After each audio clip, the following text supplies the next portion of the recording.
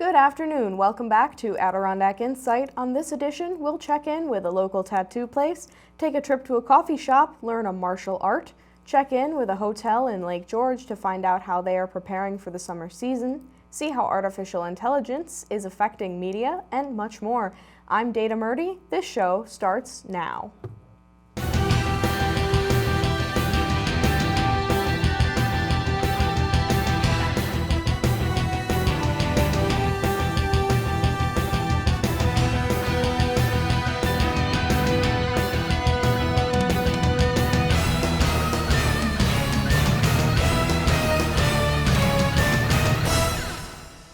Opened in 2020, Yonkers North is a tattoo shop located in Lake George on Canada Street. Danny Misch and the two other people that run Yonkers North are from Yonkers, hence the name. Everyone there has at least 10 years of tattooing experience that might make up for the lack of years being open compared to others in the area. They believe that gives them a leg up on the competition. Despite being open only a couple of years, they have grown quite the reputation in the area. As the summer months quickly approach, the shop will fill up fast, so make sure you book your appointment now if you are looking for a new tattoo. Looking for some coffee? Maybe a bite to eat? There's plenty of places around to do that, but there are a few that fly under the radar. This chain of coffee shops from Western New York has a location in Glens Falls, and they do things a little differently. Our very own Nick Barber will tell us more. Located in the heart of Glens Falls, in between Wood Theater and Crandall Public Library, Spot Coffee is the go-to place for anyone looking for a good time and some good food. One of the great things about Spot Coffee Glens Falls is that it's located in the heart of the city. Bill Dingman, head of the local Spot Coffee, talked to us about what makes Spot Coffee special. We always kind of joke that we get to watch the world go by. Spot Coffee has a wide variety of menu offerings for tons of people to enjoy, including their light offerings. In addition to our great everyday menu, we also have light offerings from treats and snacks like a yogurt parfait or house-made cookies. We have our famous s'mores bar, which is a local favorite. But they also have a very special offering that not many cafes in Spot Coffee's lane would serve. And something else that we carry is pizza. Not a lot of cafes offer pizza, and we have an awesome pizza oven and 5 varieties of hand-stretched dough pizza. Another notable thing about Spot Coffee is the local artwork that you see on the walls. They are all painted by local upstate New York artists. So we also have some beautiful art on display here at Spot Coffee. A bunch of great local artists. And some of the artwork is even up for sale. So we have some beautiful artwork. Some of which is for sale and posted on our walls, and some is just great local artwork being displayed in a rotation. Spot Coffee is open every day from 7 a.m. to 7 p.m. for breakfast, lunch, and dinner. We'd love to have you come check it out, see what offerings we have, and just enjoy downtown Glens Falls. For Adirondack Insight, I'm Nick Barber. Who knew a coffee shop that serves a lot more than just coffee and breakfast? Be sure to check them out when you're in Glens Falls and you're in the mood for coffee, pizza, or a new piece of artwork. Looking to learn something new, or do you want to find an easy way to start getting active? Learning a martial art isn't a bad skill to have. There's a local training facility that might have just what you need. Torres Ultimate Fitness Facility in Malta hosts an adult learners Taekwondo class teaching everything you would need to know about Taekwondo. The class is for anyone of any skill level or any age. Master Torres has studied the art of Taekwondo for over 40 years. He believes it's a great way to stay in shape. Taekwondo can help improve your flexibility, posture, strength, and so much more. If you want more info on the class, you can contact Master Torres at tuff4U2015@gmail.com.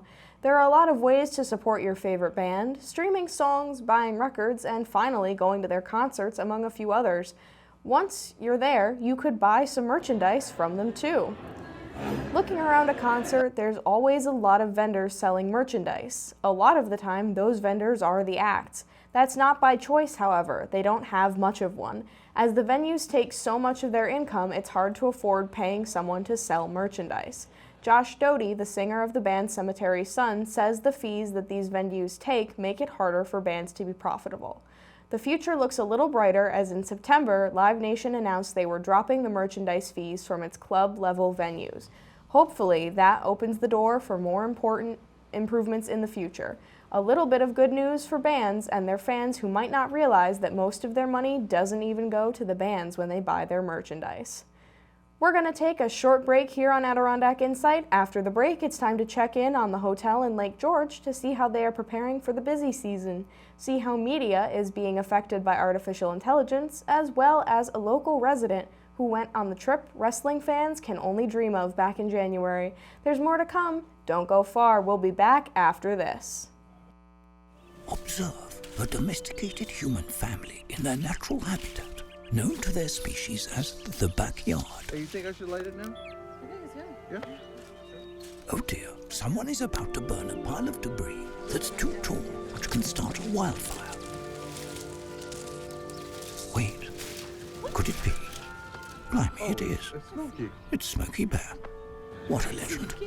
What's he Hey, doing it's here? Smokey. Sorry, it was too high. Right. Watch as he astutely ensures that there's no wind, and how he removes some of the debris to create a smaller, safer burning pile. No, you me to said, make it big. no, you said make it bigger, baby. The bigger, the better. Take note of our fearless furry friend here, humans. I appreciate it. Fist bump. He watching you. Smokey's done it again. Bye, Smokey. Only you can prevent wildfires. Welcome back. Things are smoking along here at Adirondack Insight as well. I'm Data Murdie. Here's more news. New advances in AI recently announced have many concerned, excited, or just simply anxious. While AI promises to allow artists and creators to advance their dreams in a more efficient manner and create media in new, unique, and efficient ways, others see it as a decline in the industry itself. I think it'll change it for the worse. I think already in entertainment we're going in a space where movies have become generic enough as it is. Whether you look at, just big blockbusters right now, they don't really feel like they have a voice, and I feel like this program is not going to help it any way, shape, or form, because then you're getting rid of the script entirely. Like it or dislike it, AI is here to stay. Say most industry experts, more AI-produced media can be expected in the future, and its overall impact on the industry remains to be seen. The Lake George area is currently gearing up for what many hope will be a banner year. Don't let these empty hallways and ghost-filled lobbies fool you. The tourists are coming, and many local hotels and business owners can't wait. Many businesses have still to fully recover from the economic impacts that linger from COVID-19, and tourism is a major influx of income to the Lake George region each year. Many local business owners rely completely on this influx, providing hospitality, services, and fun for tourists, beginning each May with events such as the upcoming Americade.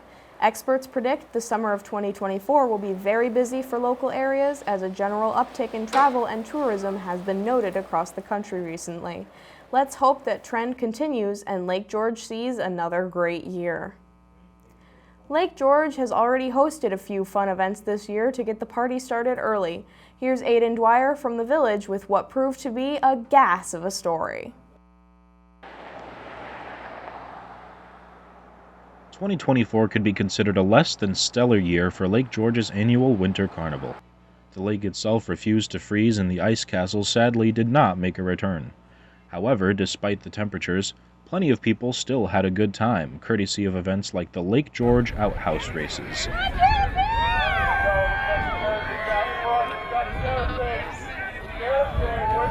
An event held at Battlefield Park each year, the races are a tradition that still managed to put on a fun show even after decades of existing.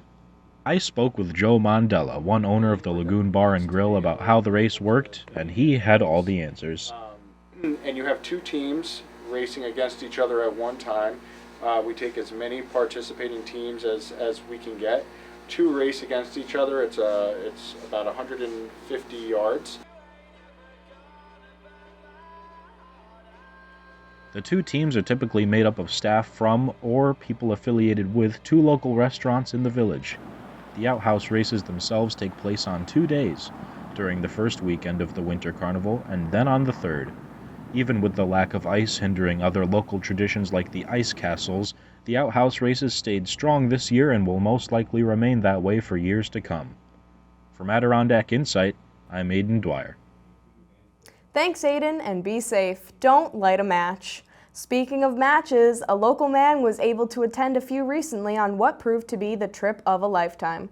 Here's Marc Apple with the story. Pro wrestling, the pageantry, the athleticism, the excitement. Who's to say what's better?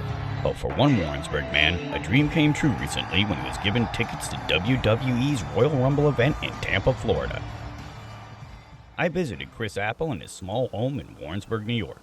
I asked Chris how he came to possess these magical tickets to this incredible event. Well, Heather got them for me and my friend Matt, who lives down there, just so we could go down and visit. And then Chris and Matt came up with an incredible idea. Actually, that was Heather's idea. She thought it would be a fun thing for us to do, just a bunch of guys goofing off. I wanted to dress up like Macho Man. And Matt, I thought he'd be great to be Hulk Hogan. It was real just fun just to dress up. Finally, the big day arrived. Matt and Chris drove to Tropicana Field in Tampa, Florida in costume. And there they discovered they weren't the only wrestling fans who decided to dress up. The pageantry was on display big time at the Royal Rumble. The stars and celebrities were on display that night. Well, before we were even there, before we were getting in there, when Pat McAfee was walking around beforehand, I was like, wait a minute, is that Pat McAfee? I said Cody Rhodes is going to win it way before that. Logan Paul. The wrestling, it's fake. It's just for fun. So, just go to enjoy it. It's like going to a concert. Reporting for Adirondack Insight, this is Marc Apple. What an amazing and fun time that must have been. Well, that's all the time we have for today. Coming up next on Timberwolf TV, learn geography with Where on the Campus is Adirondack. For Adirondack Insight, this has been Data Murdie. Thank you and good night.